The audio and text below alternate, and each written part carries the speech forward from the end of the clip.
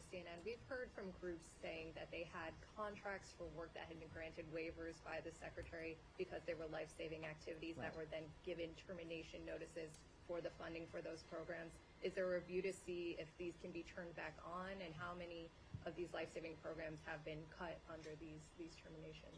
Right, and just as a reminder, that part of what was a blanket waiver in this process, in the review, was of course we will continue to fund and continue to act on the importance of money that goes to life-saving work.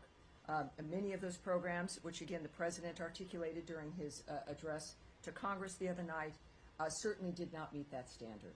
So we have that blanket waiver dynamic. There are anecdotes of certain issues. We do know that if there's been a problem, that it is reversed. The Secretary is directly involved in this process of assessing the nature of what's happening and who's getting these funds. There is also a process for people to reach into the State Department to make the difference, to apply for a specific waiver, or to indicate if there's an issue and make their case for these situations. And I know the Secretary cares about the nature of foreign aid. It is something that has been, he's spoken about for years throughout also his tenure as a senator. And he is, I have to say, I did not know him well when I started in this position. And his commitment to the country and his personal involvement has been heartening. And I'm sure that in this kind of a dynamic, we've had some frameworks that have been arranged where people can get into the State Department, indicate if there's been an issue, and then action can be taken on those. Yes, sir. But, yes, sir. Yes, ma'am. Yes. Hi there. To follow up on one thing on Jenny's question. Will we see a full list of the grants and the programs that have been cut or that will be cut in this 90-day review? You mentioned that there should be a conversation with the American people. Of course. And that I assume that means it would be something that would be transparent for people to see the list of the programs that have been cut.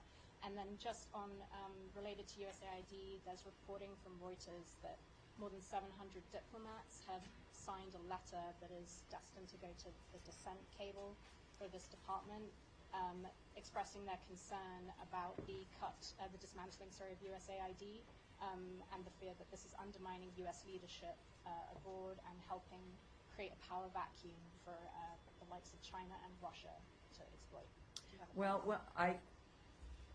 Your question's important because it is about the list and what's been cut and what has been kept, and that is something that I want before I presume, because that's something I've learned to not do in this particular role, is to make sure that I have the right answer for you. So I'm going to make sure that we go back and this is also for me it's important because I think many Americans have questions about the nature of the details of what's happening, but it is the foreign policy of the world, obviously clearly major decisions being made, and my goal is to make sure as we can so that there's a serious ability to kind of own the information I'm saying to you. Those are going to be times when I have to come back to you, and this is one of those times. But it's a good question, and yes, I'd like to get that for you. And then Matt's with the dissent cable. In that regard, we have a dissent cable framework that we're very proud of. That is important. And from what I've learned is that did not actually go out in that framework.